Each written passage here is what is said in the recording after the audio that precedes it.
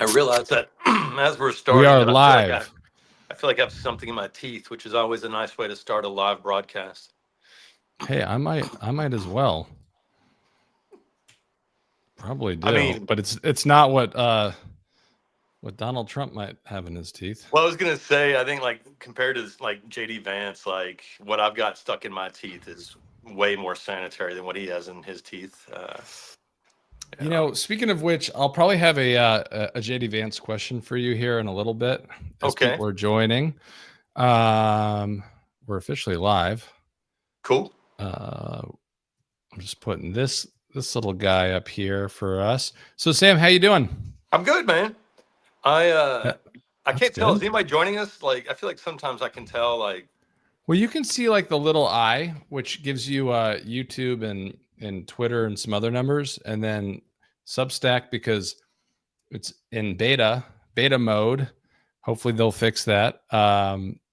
They don't show up in the numbers, but I'm going to pull up my phone and my computer so that we can see Substack because we do this for Substack. But we're all right, excited I for see everyone somebody joining saying, "Hey, from y'all," wherever. that helps. Yeah, I mean, here's the thing. Okay, so I'm going to show everyone what's going on here. On YouTube, Facebook, and Twitter, we can put this up. And if we wait a second, comments will begin to show up on the screen. So if you're on YouTube, Twitter, wherever, feel free to chime in. They'll pop up on the screen. Substack is in beta. So until it comes out of that, we can't see any comments on here, but we will have them on the phone. So I'll bring them up and be monitoring that. But how is your week going, despite the fact that it's far from over? Man, I was gonna say, speaking of betas, I heard that President Kankles, the Klansman, is going out on patrol tonight.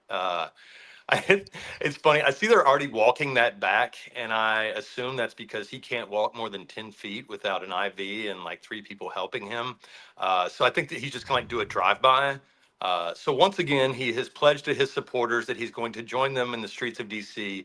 And once again, he is bitching out like the coward that he is. I didn't answer your question though. I just wanted to seize on that beta comment. Yeah, Man, I I'm was doing hoping you okay. would. That's why I said it 3 times. Yeah, no, I'm good, man. Everybody knows we're taking the day off tomorrow, just to sort of recharge a little bit. I don't ever feel Until you change your mind tonight. right. Well, I mean, that's the thing. I don't ever feel good about it because we get a lot of emails from people that say, like, the newsletter sort of helps them keep things in perspective, and it does for me too. So I get that. Which is why I felt like such a terrible person when I totally fucked up our live because somebody had changed a doctor's appointment to be on with us.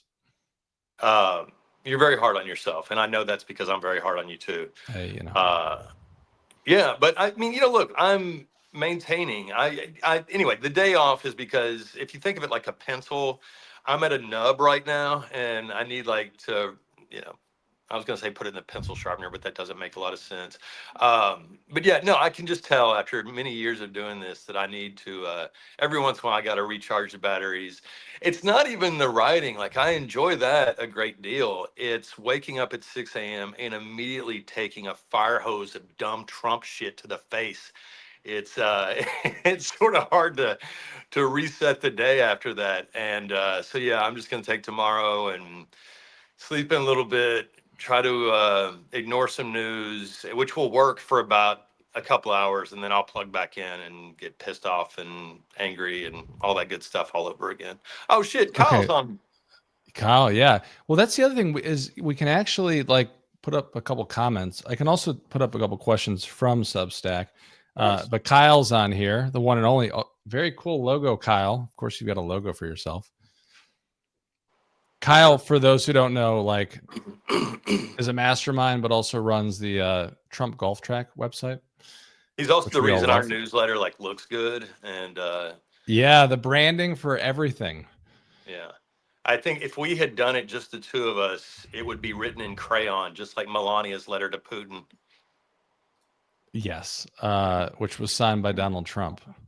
Yeah, I think even Chat GPT was like, "Sorry, we can't help you. You're too dumb." So, That's true. And one question I had for you, I was going to try to pull up one or two videos to potentially play here, but one that I can't is South Park, because then we'll Oh my just get kind God. of booted off of YouTube. Yeah. But can you talk a little bit about South Park today?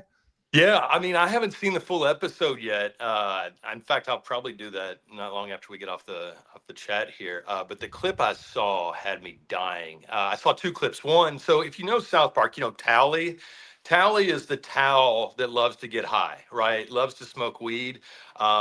So Tally goes to DC and Tally sees troops and tanks everywhere. And then you fast forward to the Oval Office, where all these billionaire tech people like Zuckerberg and Tim Cook are waiting in line to give gifts to Trump. And every time they give him a gift, they say, "Here's a gold gift. And also, you don't have a small penis."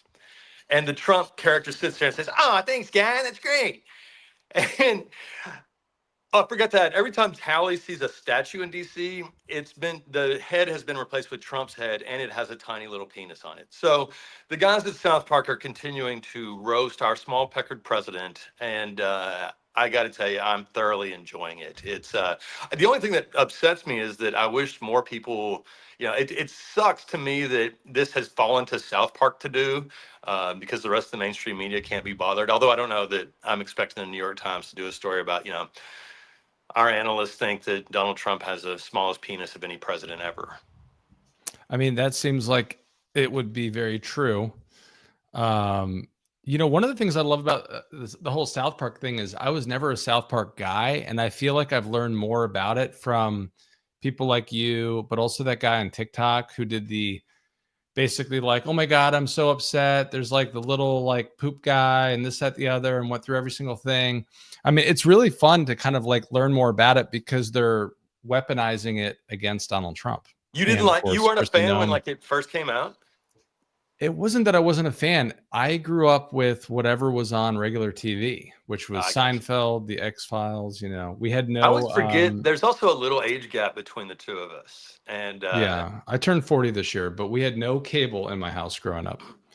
wow, Yeah. that's rough. So I know That's every Seinfeld episode, and I went to bed scared as shit of the X Files every night. Man, X Files was so good. I was just reading the other day about something called the Agent Scully effect, where Gillian Anderson's portrayal of Agent Scully inspired a lot of young women to get into to science, which I think is really cool. Man, I tell you, I don't know. I'll date myself a little bit with this, but when when South Park first came out, it was like a VHS bootleg. People were passing it around like in the hallways of high schools. That was like it was going viral the old-fashioned way before the internet was really a thing. And it was basically like I'm trying to remember, like it involved Santa Claus and an alien and Satan and all that good stuff. But when it first came out, it was sort of like a lot of us had been scandalized by The Simpsons. Like we had just been I was gonna shocked. say The Simpsons, like I Yeah, had, and I've seen everyone, and I was allowed to yeah. watch. And as soon as I saw you point out the story about what was it, the shrimp at Walmart, I started thinking about Mr. Burns when he was glowing in Oh that one yeah. episode and Yeah, like yeah. came out. Man, that's the X Files episode. Wow, that's two X Files references today. There you Yeah. go. One of my favorite lines from that episode is when Mr. Burns is glowing. Remember, they think he's an alien from a different planet. And he says, "I'm bringing love." And Lenny yells, "He's bringing love. Quick, don't let him get away. Break his legs." Yeah, yeah. But yeah, South Park just sort of represented that escalation, right? Like we went from being shocked that a cartoon kid would call his dad by his first name, and next thing you know, you get South Park talking about anal probes, and yeah, it was a serious escalation. And for those of us with the senses of humor of like an 8-year-old, it was welcome. Which has not changed No, since then. I'll tell you my Can you favorite thing talk? about what they're doing, aside from the small dick jokes that have to be driving Trump insane, is I love the picture they're using of Vance. I mean, like the cheeks are like out to here. Like he looks like Boss Hog. And oh my And God. the hair's Boss Hog, gone. by the way, does that reference mean anything to you? No, So but you I'm didn't going grow up with it. watching the insanely racist Dukes of Hazzard? No, but we had a guy from the Dukes of Hazzard who ran for Congress here. Oh I yeah. believe in Lost in Virginia. Yeah. Maybe. man. So Boss Hogg was like the corrupt, like county boss, and his sheriff, his Pam Bondi was Roscoe P. Coltrane, and he was always trying to catch them Duke boys, whose car regrettably had a giant Confederate flag on the top. So that sucks. I'm trying to continue to be more cultured, so I'm putting Dukes of Hazzard on my I list do not here as I'm believe. watching the Americans. I don't believe that watching the Dukes of Hazzard is going to help you get more cultured. In fact, it might go the other way. You might Okay, start running a culture deficit I'm if now you watch crossing it off my list. Okay. Well, I got two things in a row that I want to ask you about in a couple videos, but one, we've already seen video of how JD Vance runs, but what's up with the walking? Yeah, man, these guys really do love their theater, don't they? It's like every day they're just doing photo ops. Like there are like actual models who don't do as many photo shoots as these people do. I mean, it's really weird. And also like You the think zoomed he's out walking funny? version. You should see the couch. Yeah, well, I mean, in the zoomed out version, everyone actually looks pretty normal. It's just like this weird thing. Okay. So, can you tell us about the hero of Union Station? Oh my God. If you haven't seen this clip, please run to the internet to see it. I don't know who this person is. No, I don't think any of us know have identified this person yet. But while JD was on one of But his we would like photos, you on. If anyone yeah, knows, absolutely. send them our way. While JD was on one of his photo shoots yesterday, an anonymous DC hero yelled out, and I want to get the wording of this right because it was just so good. Oh, look, it's couch fucker. Are you going to go fuck a couch, buddy? And it was so loud and it was so obvious that everybody heard it, including the couch fucking guy. And it was just, I don't know, when you see these Ponzi assholes like walking around trying to flex and act like they own everything because they sent troops to lock things down, it's easy to sort of get depressed and disillusioned and be like, oh, fuck, fascism is here and they won. And then you get a reminder that JD Vance is never once for the rest of his fucked up life going to be able to ever go out in public without somebody bringing up the fact or the rumor that he fucks couches. Which I And love, by the way, because he's the same age as me. So it's not like he's going anywhere anytime soon. wow, is he really? Yeah, I think he's 40. God, he's aging like shit. Uh, it's funny. It's funny. I saw a picture of Sarah Huckabee Sanders recently, and I was like, "Oh my God!" Like, she's so ugly. The Ozempic stopped at her neck. Like, it wouldn't even go near her face. Like, and that's And by the kind way, of I think we just saw, like, was it a Blue Sky post or a Twitter post that said, like, why the Dems don't have a Joe Rogan, and it's because people say shit like you just did. yeah. No, it's Dave Roberts, man. At Hold on, we're gonna Vulcan. come back to that. I want to bring this video though that you just talked about to the stage so everybody Oh, can you see got to it, show just so it. we Yeah, can you gotta show humiliate it. it one more time. All right, here we go. Right there. Oh, look! It's couch fucker! You gonna fuck a couch, buddy? Right here. Do not go past this. Mr. Vice President, David Go fuck the couch! Go fuck the couch, JD Vance! Go fuck the couch! Okay, sorry to It's the interrupt. it's the oh look that gets me. Like I've heard a million. Like the couch guy fucking just jokes. randomly turned around with his phone recording and was like, "Oh my God, look!" Yes. Yeah, it's like you run into a friend and it's like, oh look, it's Joe, and it's like, oh look, it's the couch fucker. And anybody who's been to Union Station, it's like the most boring thing ever. Like you still have an Uno's on the second level, but the main entry point is literally a Shake Shack and a place that you can get pins and flags. Yeah. So like you're not doing anything except like up, and then you find them. Yeah. No, I would like to meet that person and shake his hand because that was God, that was amazing. And I needed it, man. It's I don't know, that's the thing, like, right now where I think we're all sort of in this place where we'll take whatever hope or whatever laughs we can find because shit is bleak. And I don't know, man. Remind me the woman's name who gave the finger to Trump's motorcade in the first administration. It is Julie. Hold on. Like Brickman or something like that. Julie Briskman. Briskman, yeah. And so I don't know. I think about her a lot. She's sort of like, Which is such an important point, because for those that don't know, she is now a supervisor in Loudoun County.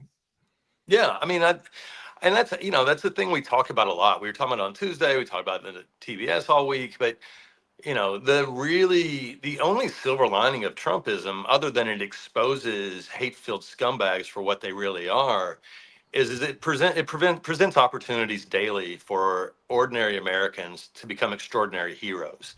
And it might seem silly, some guy in Union Station yelling "couch fucker," but man, I'll tell you, It only takes one person. I mean, your point is like, Scotland, right? Like the woman 4 years ago with the sign "cunt." Yeah. These are memorable moments. Well, it shows that they're not invincible, right? Like it shows that they're not larger than life. There's still people who can be reduced to what they really are. I think I've talked about this before, but one of my favorite movies from when I was a kid was Rocky IV. And part of that was I was a Cold War kid. This was when most of this country still thought Russia was the enemy, before half this country started kissing Russian ass.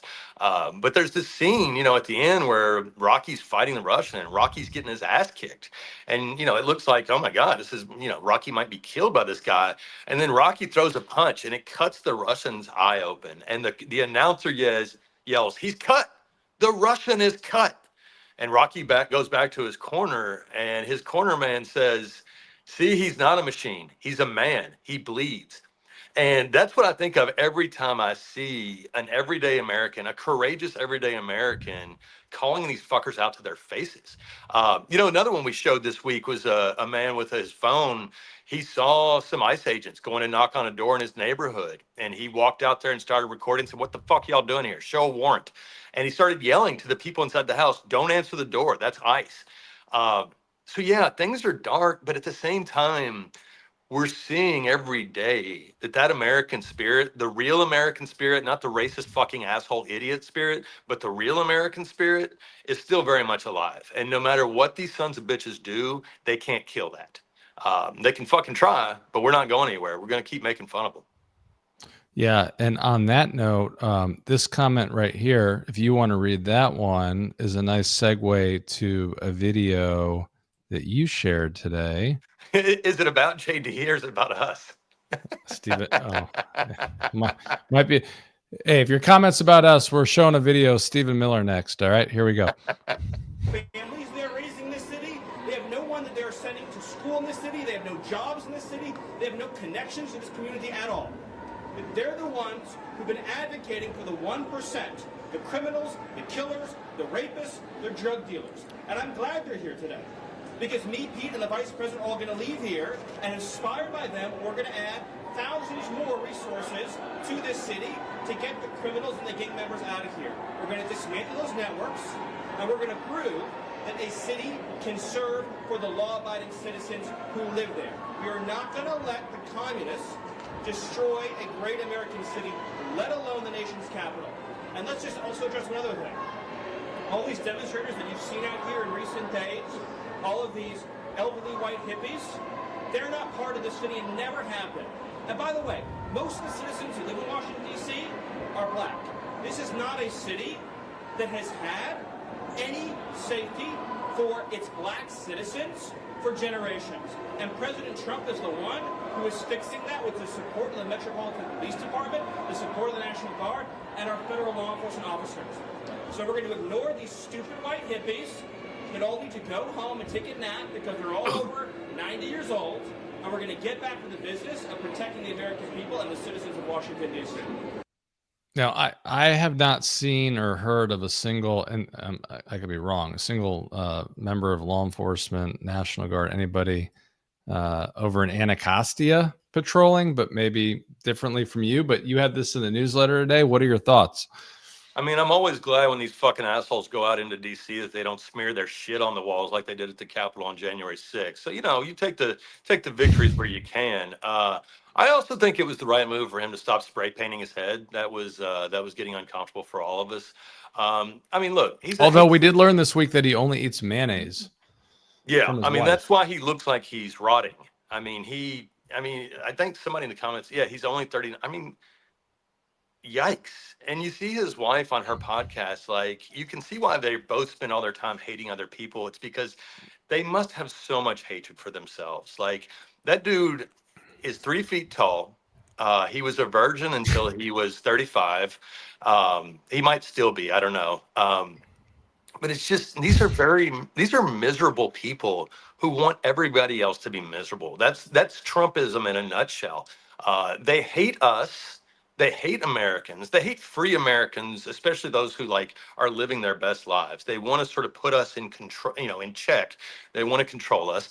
And it's because they suck. They are miserable, no talent losers who finally got a little taste of power and they got a chance to like exact revenge on everybody else in the lunchroom. And, you know, look, at the end of the day, you know, we're going to have new presidents at some point. I still believe that. But Stephen Miller's always going to be a wank. He's always going to be a little bitch. And he's, you know, I would love to see him go for a walk around DC without all his bodyguards and see if that city feels like he's looking out for them. I want him to put his money where his mouth is. Go out there, buddy. Show, you know, let the DC residents thank you in person. Yeah, exactly. I mean, and by the way, I think he was there, right, for a couple minutes with JD Vance. So the only time that he's done that, we got a pretty good idea of what people thought. Yeah, maybe but they thought Stephen was the couch. He might be, right? And on that, here's a question for you. Do you think that JD Vance slips? I'm going to play one clip that Governor Newsom has shared a couple times. But do you think JD Vance slips or does this on purpose? Because sometimes I think that he's saying things that like come across as like very obvious to us as like a dunk on Donald Trump because he wants to be president. But at the same time, like Trump is too stupid to understand that like JD Vance just went out there and did this. And here's the clip. I'm curious your take. Too much. Stop sounding like crazy people.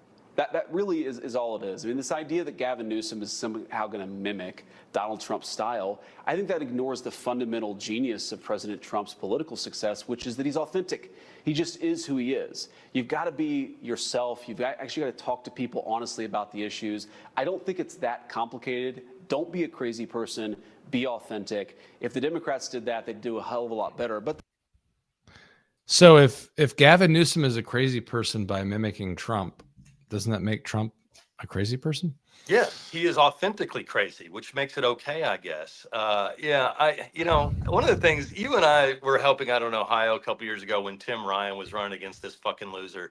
And one of the clips I've always been surprised didn't go viral more was when Trump went to endorse Vance. He's standing they're on stage together. And Trump says, JD can't stop kissing my ass. He wants my endorsement so bad. And I've always thought, wow, it really reduced. And of course, JD just sits there and takes it, just, you know, laughs at his own humiliation, like the sad little bitch that he is. And to me, it is quintessential JD. But I'll tell you another thing. If you've changed your name 24 times like that fuck has, who are you talking about authenticity? Who are you talking about being the real you?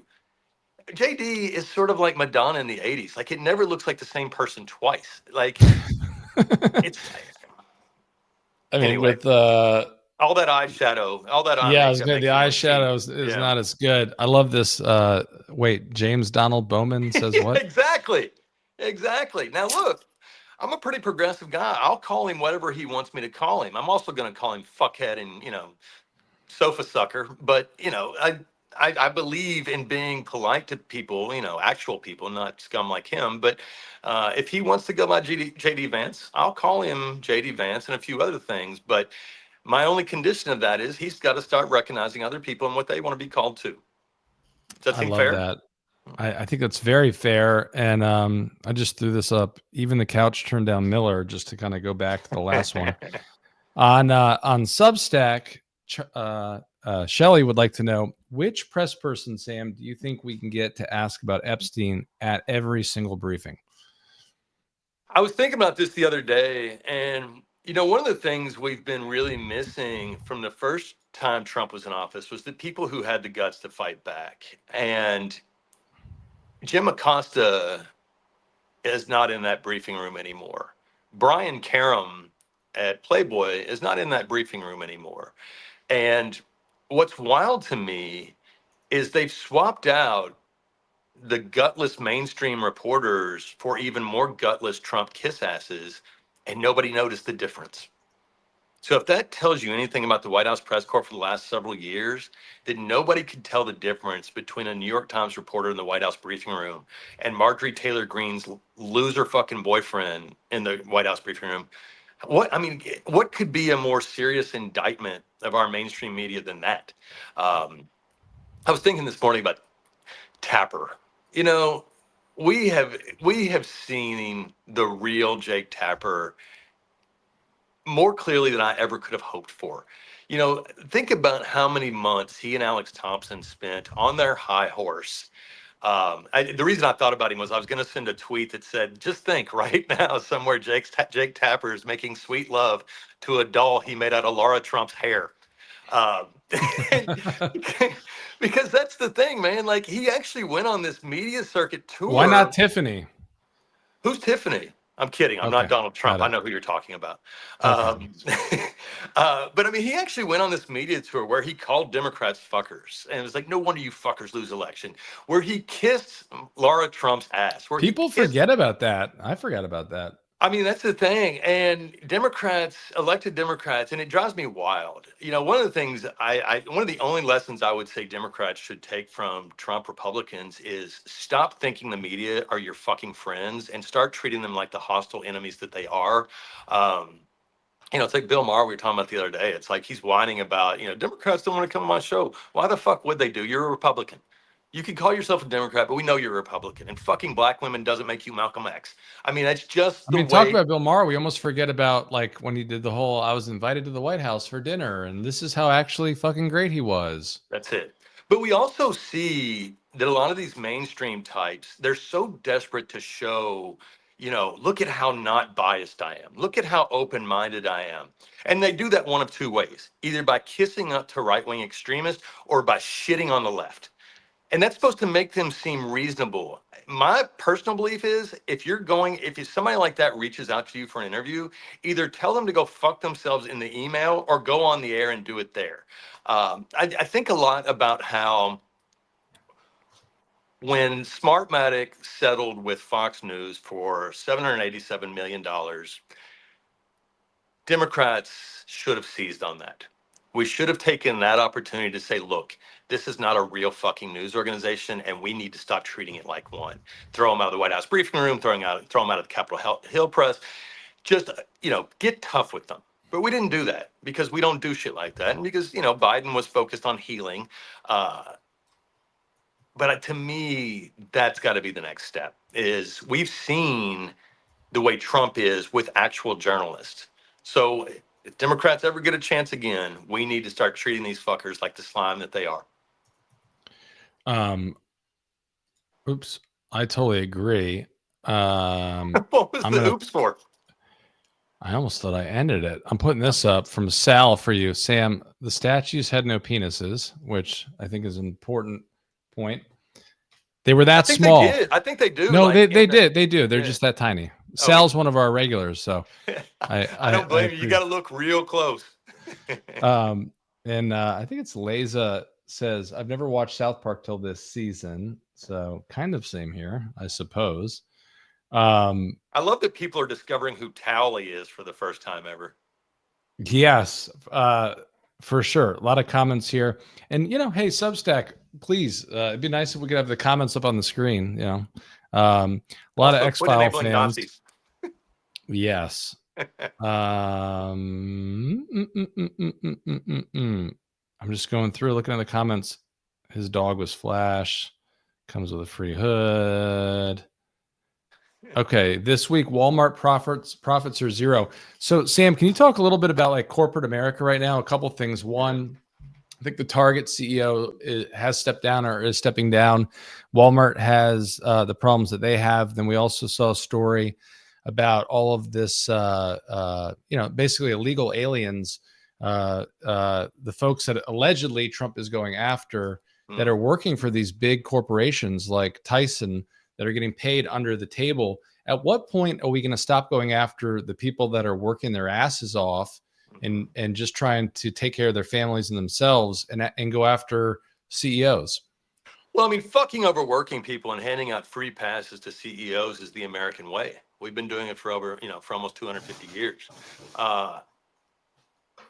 Things aren't great. And it wasn't hard to predict. Everybody said, here's what's going to happen if you implement these idiotic tariffs. Here's what's going to happen if you unleash cruel deportation forces to go after a big piece of the workforce. And we're starting to see, what that looks like. John Deere laying people off. PlayStation 5s, they're increasing the price. I saw a story about a company that does paper out of Chillicothe, Ohio today that not only has laid everyone off, but they don't know when they're going to be able to give the severance and the final paycheck. Was it called Dunder Mifflin? Maybe. I don't think so. These poor people in Chillicothe. But I'm with you. No, I mean, the thing is, and this is part of what's so maddening to watch the mainstream media, who spent 4 years beating the shit out of Joe Biden as we were coming out of a once-in-a-century pandemic over inflation. They're not talking about the record high cost of ground beef right now. They fucking should be. They're not talking about the record high cost of vegetables. That is literally from where J.D. Vance was elected to the U.S. Senate from, which propelled him to the vice presidency. Yeah. Although I'll tell you, I remember, in Trump's first term, he said that people should boycott Goodyear, and Ohio still fucking voted for him. So I don't know, man. I think this country could use a great big injection of self-respect, and maybe we'll quit, electing people who fucking hate us. But I don't think there's any hope for the Republican Party. They seem to get off on that. What more can you tell us about the shrimp story and any standards here? Is stuff just sort of out the window? Yeah, no, I think so. It's RFK Jr. is getting rid of all the dyes in foods. He's also gotten rid of all the federal regulations. If you ever read Upton Sinclair's The Jungle, then you know where we're headed. You might not want to eat any hot dogs anytime soon.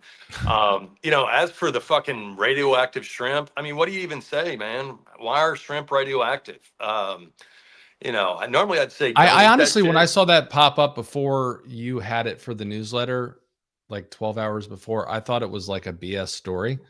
And then I saw that you had it and I'm like, okay, this is real. No, it's amazing how often that happens these days where it's like, there's no way this is real. And it's like, oh yeah, it is.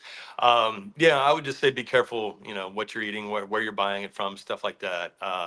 Which is a great thing to have to recommend to people. But yeah, normally I'd say don't eat radioactive shrimp, but fuck it, give it a try. It can't be any more dangerous than what Trump and RFK are suggesting. And it might make you a superhero, which we could really use right about now. Might make you glow, which I feel like radioactive shrimp is a good segue to the latest story about a case of the plague in California. What are your thoughts on that one? Yeah, Adam Kentucky? texted this to me. A guy who lives by Lake Tahoe got the actual fucking bubonic plague. And Adam texted this to me. I'd already put it in the newsletter, but he texted it to me while I was surfing. So I came out of the water and saw this story and was like, when are you moving back? And it's like, it's still better. It's still safer than anything RFK Jr. is pushing. It's really only a matter of time before he comes here in his weird jeans and gets on his hands and knees and just starts drinking from Lake Tahoe to try and get the bubonic plague so he can get some super duper immunity or some weird shit. But yeah, it's welcome to 2025 where you can get the bubonic plague at Lake fucking Tahoe. My favorite part about that is I read the newsletter and then I'll do a refresher before therapy. And I'm like, oh, I never got to ask Sam about the plague, which I think historically there's always like one case in the world every year. Yeah. I'm not freaking out about it yet, but and honestly, I wouldn't freak out at all if we had some, public health professionals who weren't complete fucking idiots. swimming in the people without Potomac brain with their worms. kids. Yeah. Yeah, You the know, brain I don't worm. know why, but the working out in jeans thing to me, it's just like this guy is really obviously mentally ill. And it's amazing how many millions of people just can't or won't see it. And whew, I don't know if you see the brainworm guy who's clearly on steroids doing push-ups in his jeans.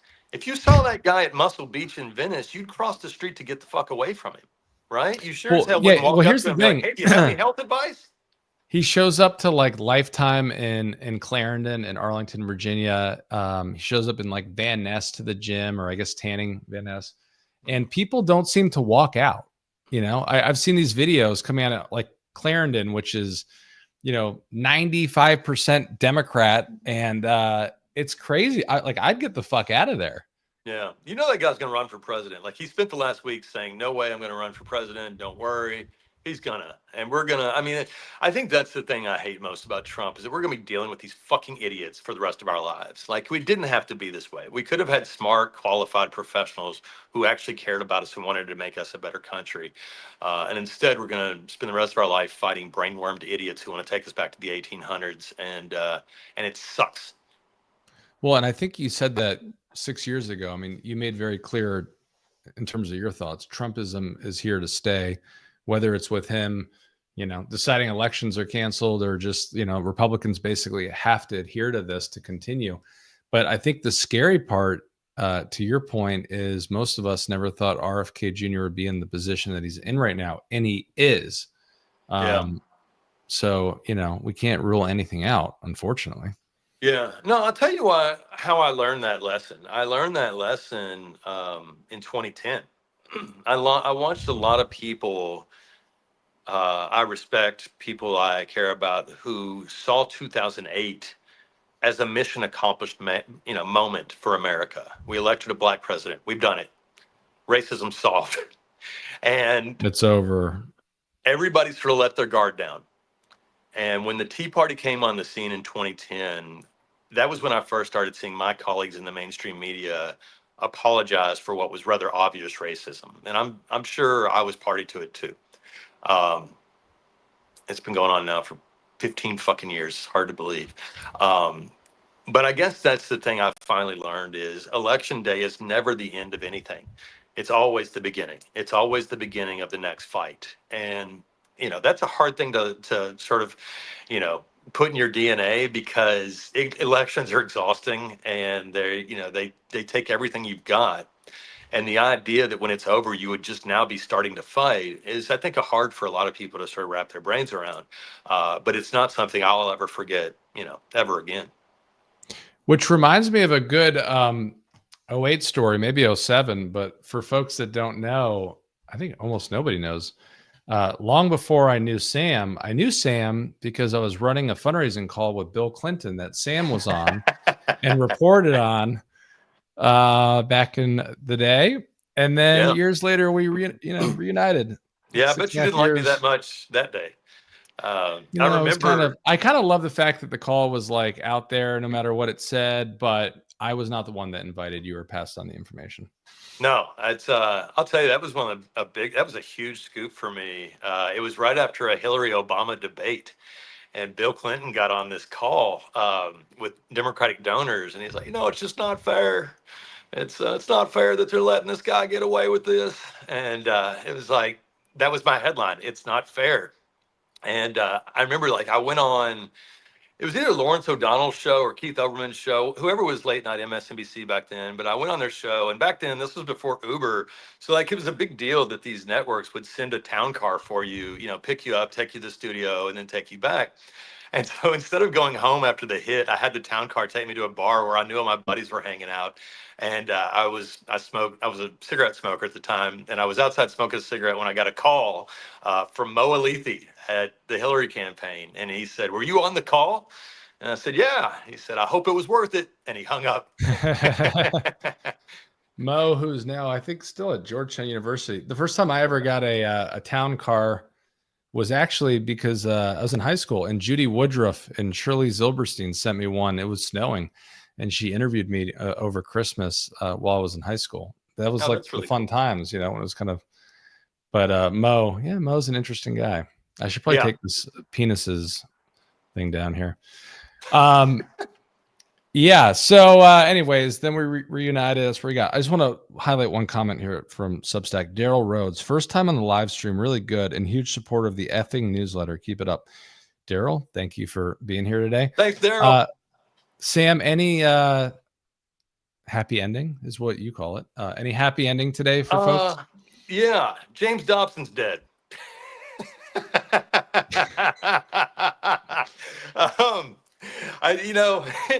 ending. As is I think Hulk is happy Hogan? for all of us. Yeah, no, and, Maybe the founder of Home Depot too. I don't know. Henry Kissinger, also still quite dead. No, look, Dobson was a fucking monster. He made life hard for, gay kids everywhere.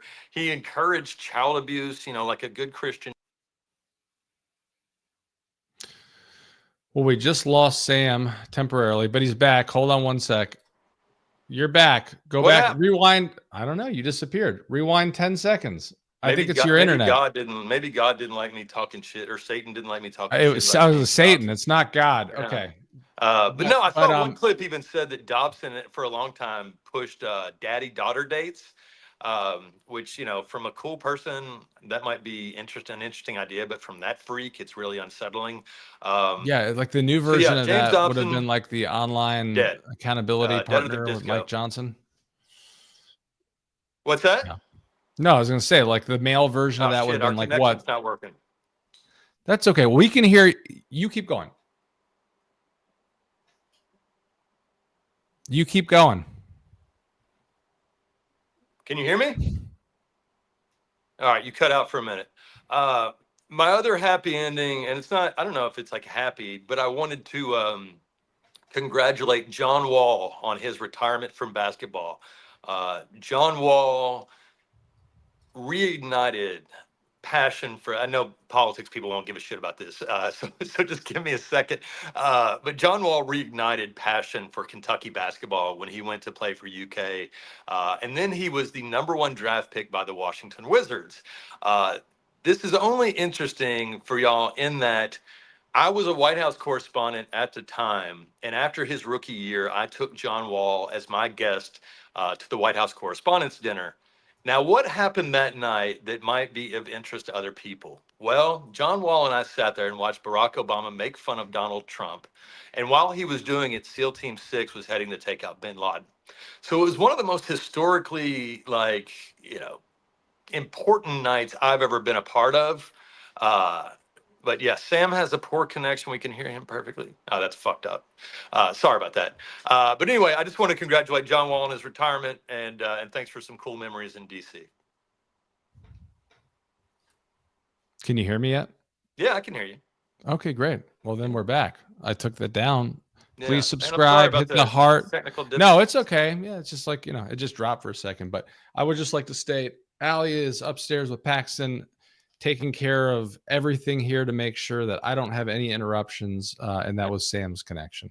Yeah. The only other thing I wanted to say. You're like, fuck you. The only other thing I wanted to say before we get off here today is thanks, everybody. I read your comments every day, and I really can't describe how touching it is or how humbling it is, but also just how reassuring it is to know y'all are out there feeling the same shit that we're feeling. And I don't know, I don't want to sound too cheesy, but God, it means a lot. I mean, there are days when, and y'all know this, but there are just so many days when it's hard to trudge through this shit.